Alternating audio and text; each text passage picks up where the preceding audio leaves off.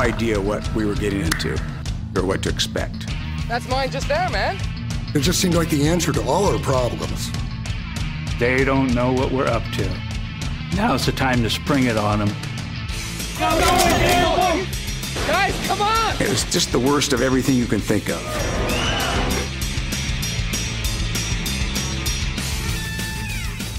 I'm gonna die in here if I don't get out.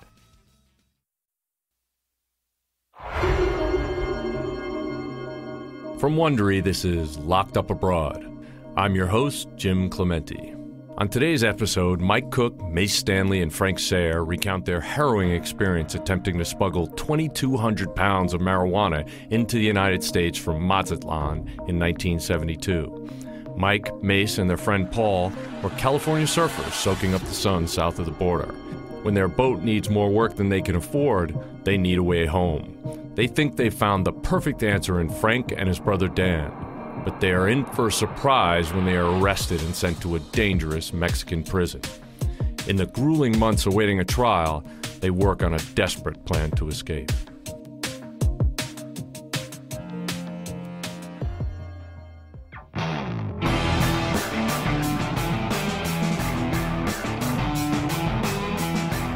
In the summer of 1972, I was 24 years old.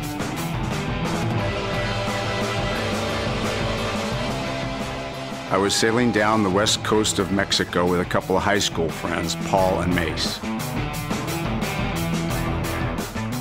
We just took off and figured we'd just play it by ear, and whatever we needed to figure out, we'd figure out as we went. Mace is pretty much all action all the time. I always wanted to be around him because I knew that we were going to have something exciting happen to us. Paul was the third member of the crew, very much of a dreamer. He was always just going along for the ride. The purpose of the trip was pretty much to find the elusive surf spot that we know is out there somewhere. We were really just looking for adventure. As it turned out, we got a lot more adventure than we bargained for. By the time we get to Mazatlan on the Mexican mainland, the boat is basically falling apart. It wasn't a real good boat when we started. We paid $3,500 for it. We've got to make some money somehow so we can fix the boat up and continue on our way.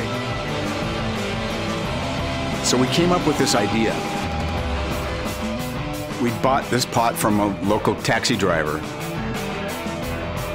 It was pretty good pot, and it was a lot more plentiful than it was in the US, and a lot cheaper.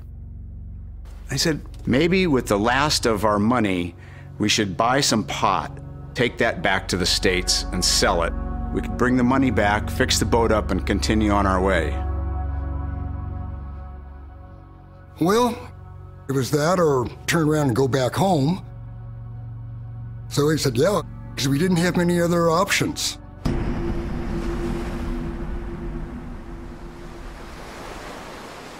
We hunted the taxi driver down and told him that we'd like to buy some more of that pot. And he said, no problemo. We trusted him as much as you could trust any taxi driver that you've met in a foreign country. But of course, you never know. We're driving through town, outside of town, and up into the mountains.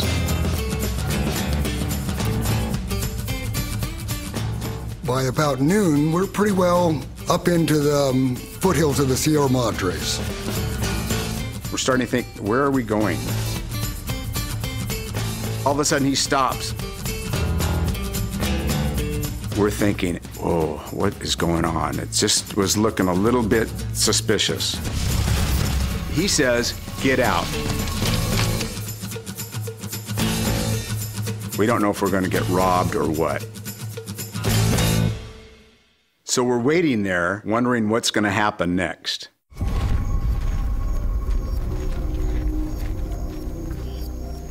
He says, just calmate, calm, be calm. Huh? Tranquilo, be calm. And then we see, looking up the trail, a Mexican guy all dressed in white with his sombrero on, leading this burro down the trail with these big sacks on the back. Obviously, this is the pot he's bringing us. Dame, amigo. But then suddenly we realized he thought we were going to buy all of it. We only want $300 worth, which isn't that much. They tried to argue with us, but we had $300. That's all they were going to get, no matter what. ¿Estás jugando conmigo? Hey, $2,000. ¿Estás loco? Okay, well, con mi tiempo. Sí, okay. $300. We thought, deal.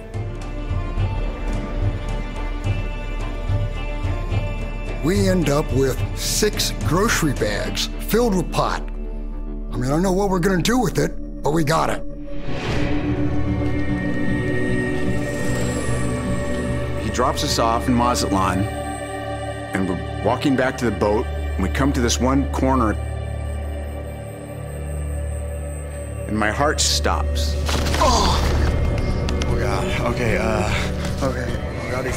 And there's a cop about 15 feet away staring at us. 3 gringos, holding shopping bags filled with pot. Oh, God. We're conspicuous. The tops of the bags are open, and you could see the pot if you actually looked inside the bag. He was looking at us, but if we walk away from him, he's gonna know something's up. I just thought, we have no choice but to man up and walk right by that cop. We're walking up and looking him right in the eye and just knowing he's gonna stop us. I'm holding these bags in my arms, and I mean, how's he not gonna notice these things? Of course, our adrenaline's kicking in, and he's looking right at me. But he kind of just gave me a nod, and we continued on right past him. My heart started back up, and I knew that we'd made it. We're back on the boat, finally, with our bags. We open it all up to see what we've got. And we got rid of all the stems and seeds, and we figure we've got about 20 pounds cleaned out. Now we've got to decide how to get it back to the States. We'd heard of people transporting pot before inside surfboards. We have the surfboard and everything necessary to put the surfboard back together once the pot's inside, so that's the way we decided to do it.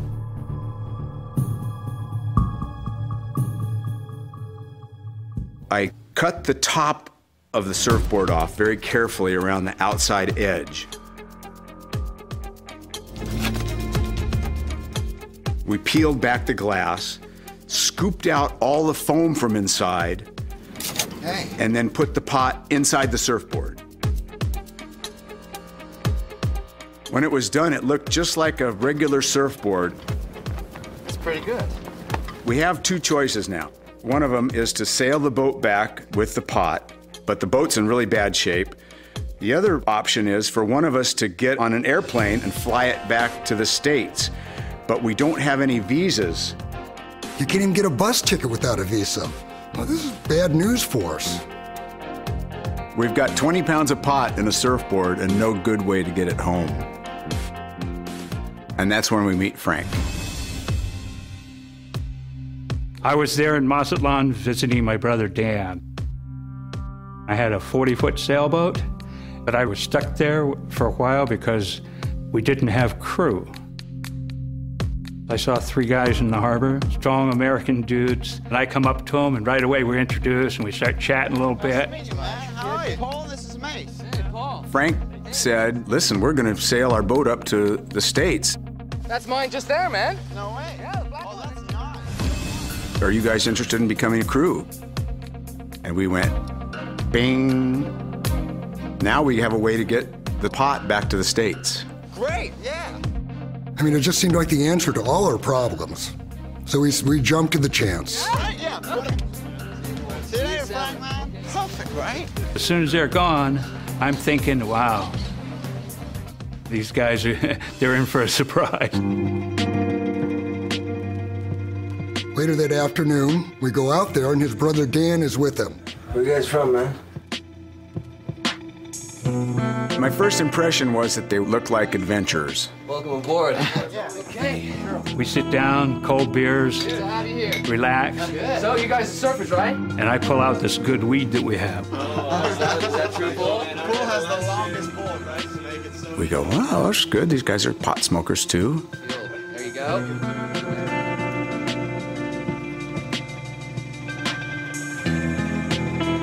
Said, this is really good pot. Have you got more of this stuff? Dan and I are laughing because these guys have no idea that we're major drug dealers. Our business is trafficking large amounts of marijuana to the United States. We've got a full metric ton of weed, which is 2,200 pounds, sitting at a ranch outside of Mazatlan. Cost us $30,000. But up in the States, by the time we finished selling it, I was going to walk out of this with a good $175,000 in cash.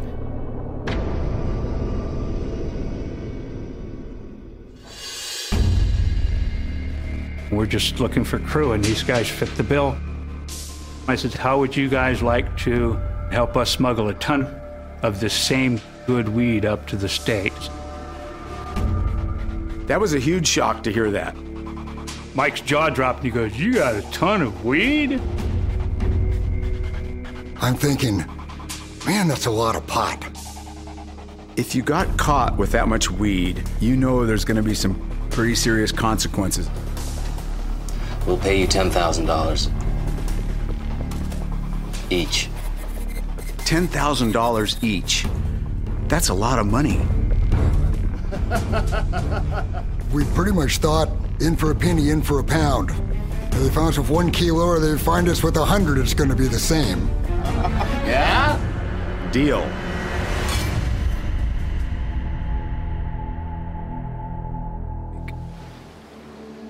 It's about 2 or 3 in the morning. I woke up.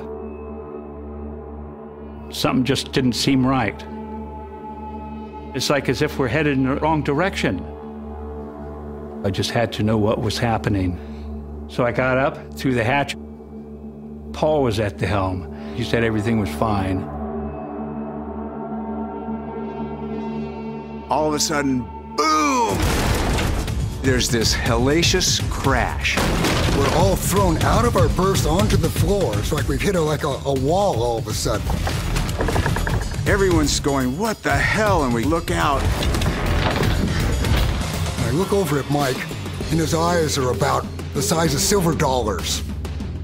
And there's 8 foot of soup just charging towards us. I don't know what the hell's happening other than we're being shipwrecked. The boat sank in maybe 2 seconds. I mean, the water level suddenly was up over our chins, maybe about 3 inches from the cabin top. And now it's just every man for himself.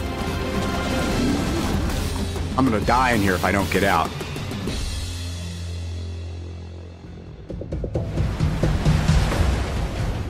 We're in the whitewater because it's just pitch black. We could hear the waves crashing on the shore, which was coming up. We don't know what the shore is like. We don't know if it's going to be a cliff or it's going to be breaking on rocks or what. Finally, we all wash in and there's rocks, but there's actually a sand beach up above them.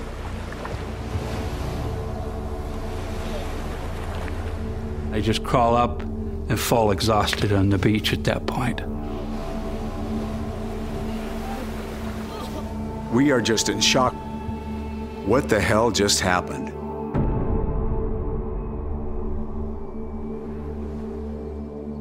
The next morning was a morning I didn't want to wake up to. As soon as first light came, we started looking around.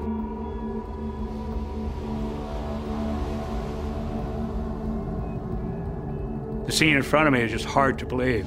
Guys! There were kilos of pot floating everywhere. For a quarter mile down the beach. And we just thought, any moment, some fishing boat is gonna come by or somebody's gonna walk up the beach or find where we're at. Guys! We've got to get rid of this pot somehow. Before we do anything else, that's #1 priority. Guys, come on! We drag them all up where we can bury it.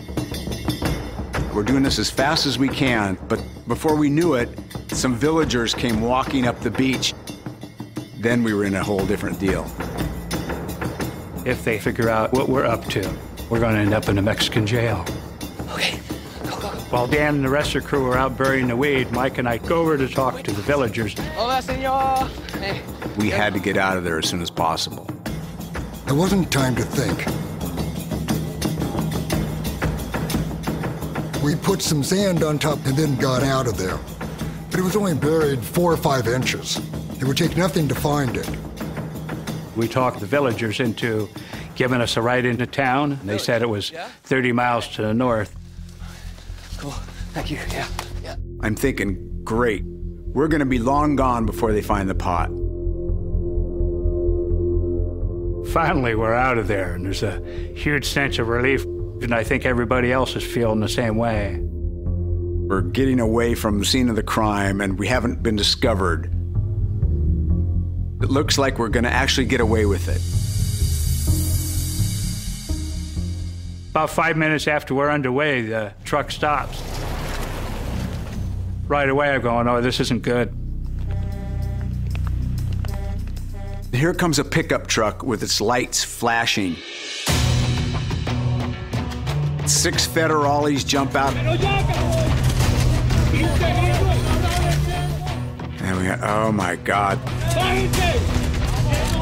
There's a half dozen men with rifles ready to fire at us if we make a move. Just felt like my heart sank. They got us.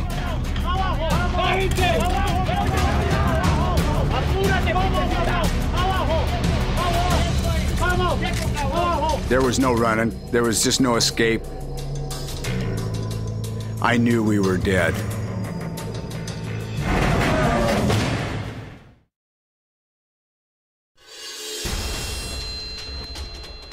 We don't know what they're going to do to us, but we know it's probably not going to be good. We didn't know if for something this big, if they actually just took you out and shot you. Stay together! Mike! They took me into this room and said, sign this confession. I looked at it and it was all in Spanish, and I don't know what it says. I can't sign this. I can't even read it.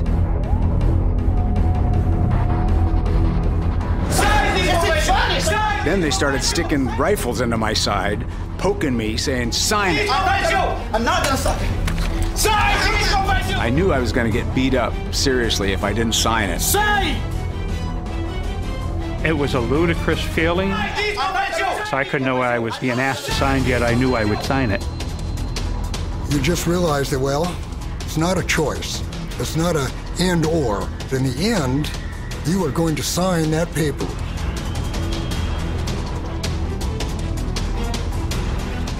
So I signed the confession, and then I knew I'm really sunk now.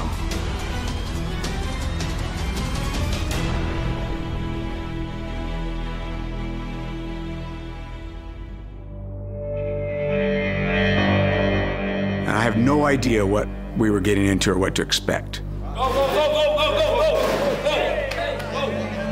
They just literally put you in there and close the door behind you.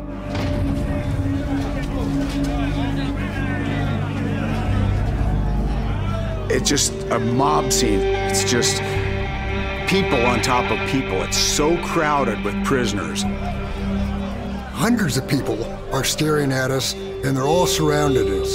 They're heroin addicts. A quarter of them got women's clothes. They're desperate.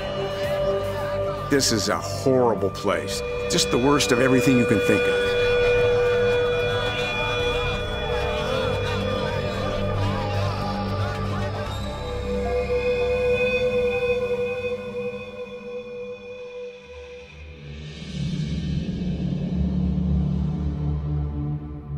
Oh, that first night was a tough one. All I could think about is how long were we going to spend in here? We could tell it was going to be tough. Looking at the squalid conditions and the other inmates that were locked up with and everything, gosh, how could we survive there? I don't know if I can do 5 years here. I don't even know if I can do 5 weeks. We just didn't know how long we would be there. It sent chills up our back. I'm looking at the guys, and I can see that we're all thinking the same thing.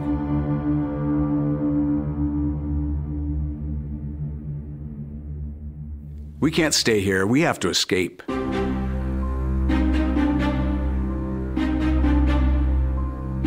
So the next morning, we started looking around for ways to get out of this place.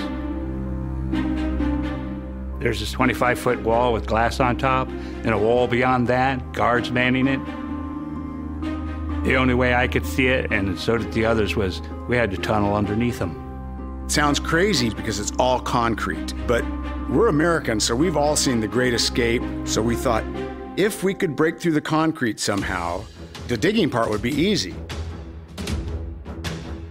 We'd have to go from our room, underneath the bathroom, underneath the first wall, to this no man's land that's out there somewhere, underneath the outer wall, and then we're free. All in all, we reckoned it was a distance between 30 and 50 feet. I certainly didn't think it was a slam dunk that we'd succeed, but I thought we had a shot at it. First thing we really need is some sort of a hammer and maybe a large screwdriver so that we can crack through that cement.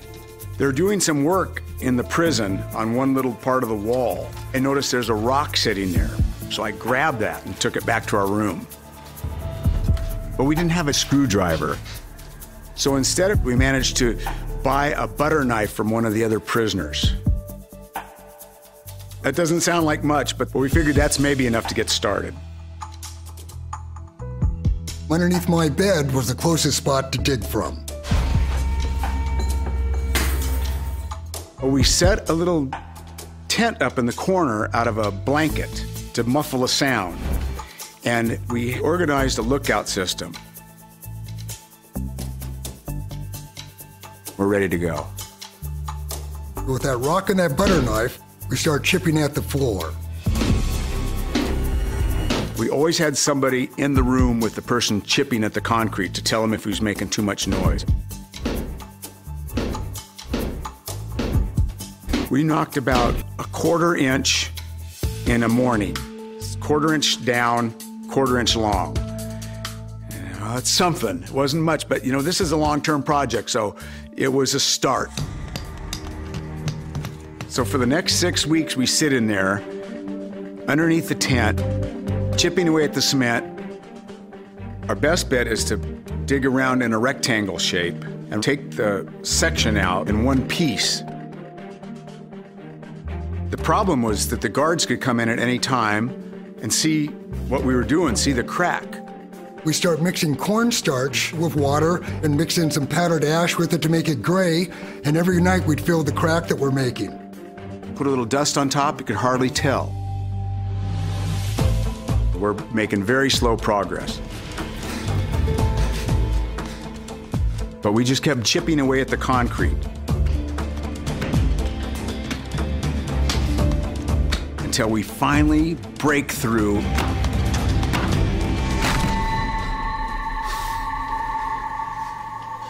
We are so elated. We really thought it was kind of impossible to chip through all this concrete, but we did manage to get it done, and it was just a real moment of triumph. Take the lid off. We look down and see that the ground's wet. And we go, well, I don't know. And so we start digging down a little bit, but the water just keeps coming back up. So we thought, well, maybe we can bail it out. Right. Yeah? We start scooping it into the bucket, carry it out onto the toilet and dump it. We spent 3 days trying to bail it out. But there's no way. Every time we bail it down, it just comes right back up to the same level. Oh. Yeah, we go through all that and then seeing the water in there. I mean, we can't dig underwater. We were crestfallen, to say the least.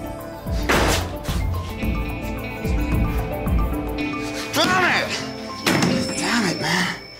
We have no choice. We've got to seal the tunnel back up and forget about it. The tunnel idea was dead, and that's really what's been keeping us going with any hope to get out of here. So from that point on, we just resign ourselves to being prisoners in there. It's just kind of a mind-numbing time where you just don't really think much. A lot of people are in drugs. It's so easy to see why prisoners do heroin in there. Americans go in there and become hooked because there's nothing else to do. You're not called out for a work detail. There's nothing to occupy your minds. And the drugs are easy to get if you got the money, so that's the easy way to go. We go through the motions. We walk circles around the courtyard daily just to try to get into some kind of zone where you don't have to think too much about the situation you're in. Otherwise, you just go crazy in a very short time. 5 months go by. First part of December, we have no water to the prison. What the hell, man? Apparently, one of the main water pipes had gotten broken inside the prison somewhere. What's going on, man? It caused them to shut all the water off to repair this water pipe. They bring in water crocks, but we can't take showers, and we have to be very frugal with it.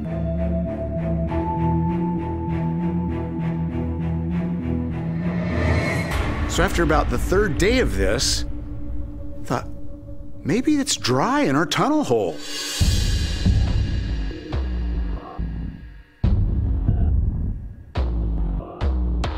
So we break the top back off. And gosh, it's dry.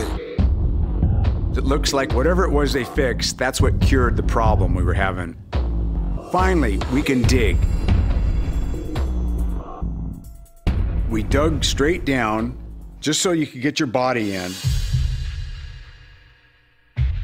We're making really fast time initially. I mean, the first 3 or 4 hours, we made about 3 feet. The tunnel's only as wide as your shoulders. We just lay on our belly, and then we went straight out towards the first wall. We'd use the butter knife, and we'd scoop the rock out, loosen it up, and then we put it in little wash tubs, and then it would slide underneath your belly. If it's only 40 or 50 feet, and we're digging 3 feet an hour, we'll be out in a couple days. But there's a problem. What are we gonna do with all the dirt? Some of the dirt we could put in the toilets, but we can't do that too often because you don't want other prisoners to see what you're doing. So we figure we need to take a chance and put the dirt under our beds and just go for it. If we have an inspection, they're going to beat us up and throw us in the dungeon. It's a big risk. We've got to dig this tunnel and dig it fast. The tunnel, it's hot, it's dark, and it's just, it wasn't fun work. The shift was anywhere from 2 hours to 5 or 6 hours. One man would get out, and the other guy would go right back in. We get about 10 feet along. Everything's going great. Paul's digging in the tunnel. I'm sitting in the room waiting to pull the dirt back. And suddenly he comes out of the tunnel and he's sheet white. I said, "Paul, what's wrong?" He says, "I think I just broke the sewer pipe out." I said, "What?" This is the main sewer line that the toilets feed into. We've got 200 prisoners right outside, and anytime any man uses the toilet, it just goes straight into our tunnel.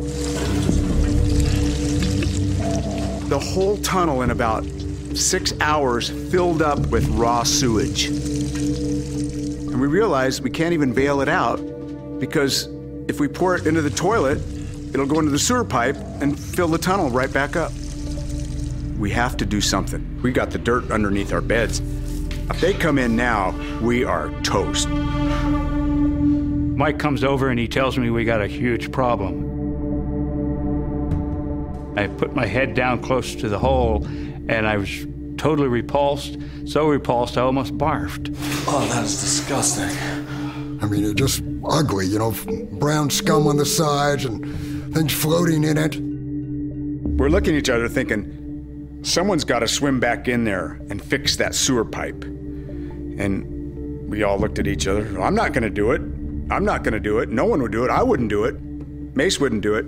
I thought, who's going to do it? How about Benny? Benny was a junkie American guy from New York City who was the only possible candidate for this job. Benny. So we went and got Benny and we said, listen, we'll break you out if you'll swim down in the tunnel and fix the sewer pipe.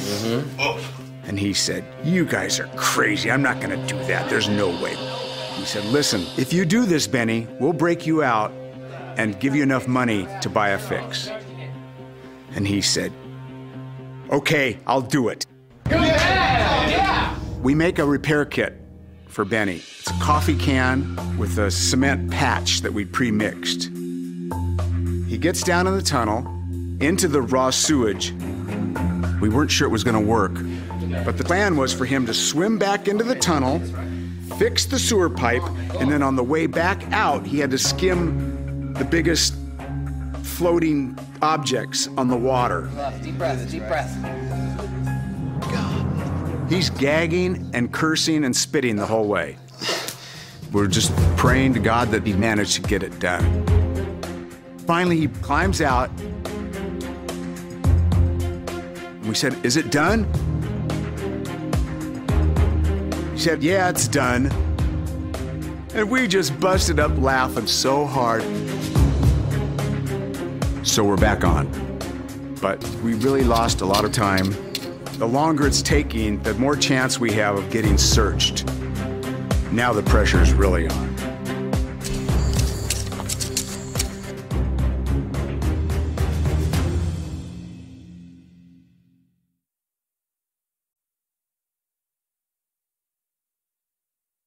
We get underneath the inner wall and start going out onto no man's land. I mean, we were down there 18 hours a day, just day after day, not doing anything but this. We estimated that no man's land was 15 feet to the outer wall, but no one knew for sure. Yeah, we get to 12 feet, get to 14 feet, get to 16 feet, get to 18 feet, and we don't hit it. We were 19 and a half feet from the inner wall, and we still hadn't hit the outer wall. We started thinking, maybe we've been off course. I had a little flute in there that I used to play, so I cut the ends off and broke out some pieces of mirrors and made a little periscope. We got to put a hole going up and try and look around to see where we're at. I pushed the butter knife up through the top, and I realized that we're almost right at the surface. I know it's risky making this hole, but we have to find out where we are. I push the periscope up through the hole, and it works great. I can see the outer wall off to the side a little bit. I'm thinking, great. Now we only have to dig another 3 feet under the outside wall, and we're there. Mike tells me we're really close, but I'm thinking, wow, this is going to really work. Dan had been living in Mexico for the past few years, so he had money and contacts. Dan and I organized the getaway cars to make the final escape from the prison. They're going to wait outside from 2 to 4 in the morning every night until we get out. We are so amped now to get out. We're just digging like madmen. We just knew that we were close, and it just gave us that incentive. We get to the outer wall, we just start going underneath it, and it starts to rain. I can hear it on the top of the tunnel. And the next thing that happens is the water starts pouring into the periscope hole. And I said, oh man, the rain is just getting harder and harder. Our periscope hole is acting like a drain for no man's land. It's just pouring in. I'm down in the tunnel looking up, and I just know it can't support the weight of all that water. It's gonna collapse. There's no way it's not gonna collapse. And I just said, that's it, I'm gone. We knew that the tunnel was going to collapse. And then they just point right back to us. So we're just waiting for the guards to come in. We didn't know what they were gonna do to us. We're gonna torture us or kill us, or we really had no idea. And we just waited and waited. Waited and waited. We're just afraid any minute they were gonna come in. And it rained all that night, and it rained into the next morning, and finally it stops.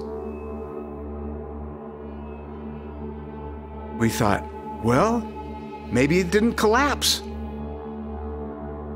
It mustn't have collapsed. They would have come in and got us by now.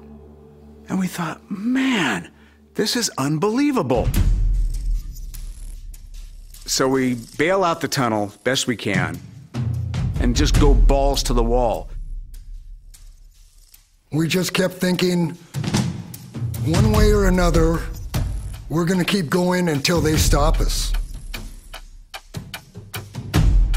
We got all the way through where we knew that we could come straight up and be on the outside. The plan was to stop digging just before we broke through the surface. Mace was actually digging at the time. He came out of the tunnel and said, that's it, we've got a foot to go. Hey. I go and get all the other guys and say, it's on, let's go. Dan's pickup men were waiting outside. I'm thinking, this is it. This is it. We're gonna get out of this, baby. We put our clothes on inside out. That way, after we get out, we can put the dirty side in and at least they'll look clean. Somewhere or another, we've come up with a knit ski cap, and I pull that down over my head and disappear down the hole. And then one by one, we followed him down into the tunnel. I'm next, then Paul, Then Dan, myself, and Benny. We all lined up head to foot, head to foot. I'm starting to dig up, and all the dirt's falling in my face, and all the guys are behind me in this hole just sweating. Come on. He says, we're almost there. Calm down, we're almost there. Come on. 10 minutes goes by and nothing. I'm wondering what the hell's going on. What's the holdup, man? Come on. That last foot seemed to take forever. Finally, he breaks through. Just get this super rush of adrenaline, knowing this is it. This is finally the moment we've been working all these months for. And he pushes his head out of the hole. And he comes back down, he says, God, the lights are right on us out here. It's bright as daylight.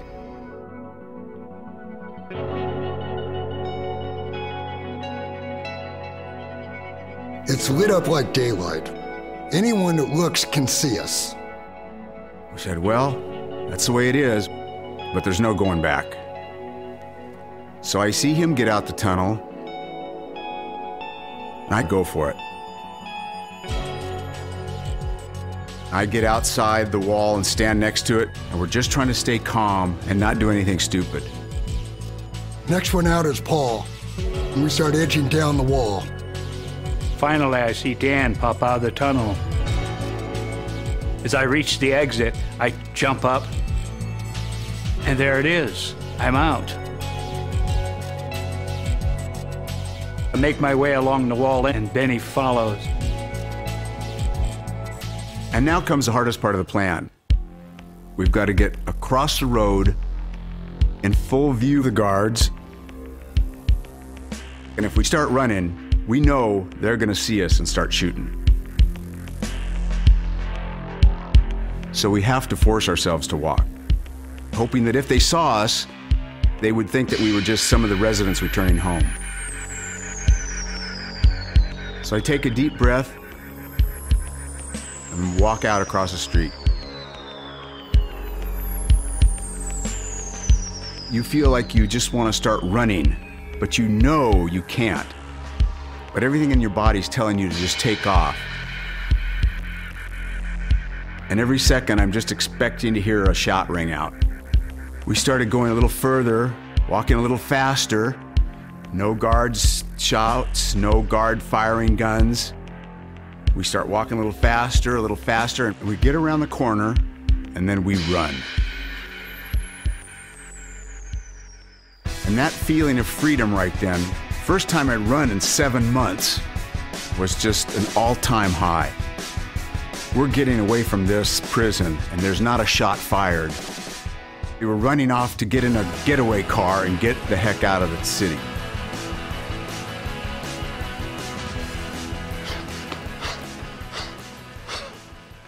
And we get to the rendezvous point,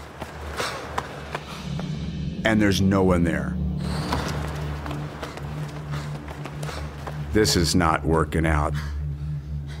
Pretty soon it's gonna be roll call, and they're gonna know we're gone.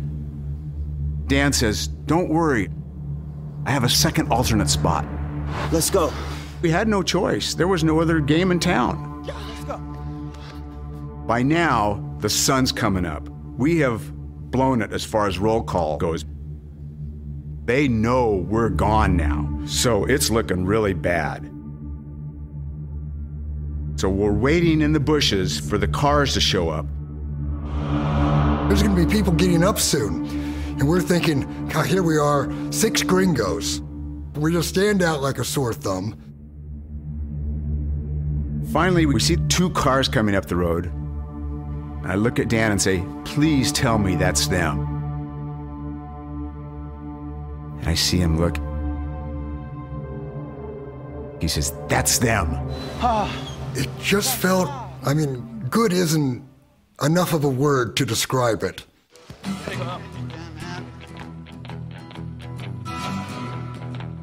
We said goodbye to each other and hugged and said, "Best of luck."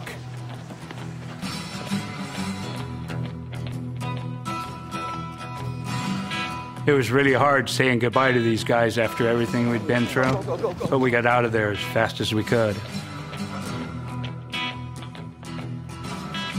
And I'm like, thank God, finally gonna get out of this town.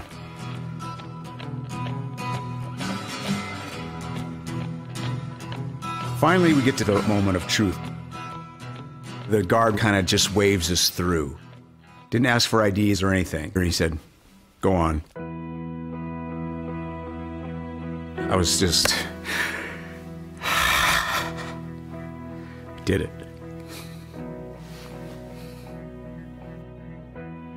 It just suddenly hit us that we really had gotten away and they weren't gonna put us back. I don't know, it was just probably the most wonderful moment of my life. Because we were facing so many years.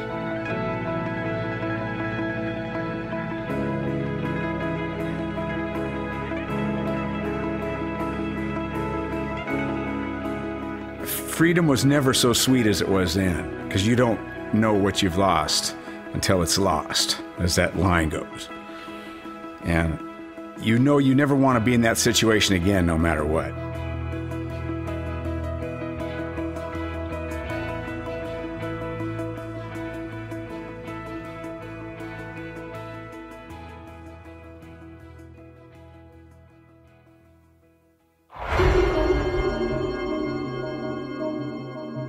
Thank you for listening to Locked Up Abroad. You don't want to miss a single episode, so subscribe today on Apple Podcasts, Stitcher, the Wondery app on Android, or wherever you listen to podcasts. You'll find a link to subscribe on the episode notes. Simply tap or swipe over the cover art. You'll also see some great offers from our sponsors. Please support our show by supporting our sponsors. If you have a moment, I'd love for you to complete a small survey at Wondery.com/survey. Give us your ratings and reviews on Apple Podcasts, and be sure to tell all your friends about our show. Locked Up Abroad was produced by Raw TV Limited for National Geographic Channels. For our audio adaptation, the editor is Sergio Enriquez. Our producer is Donna Himes. Our executive producers are Jeffrey Glazer and Hernan Lopez for Wondery.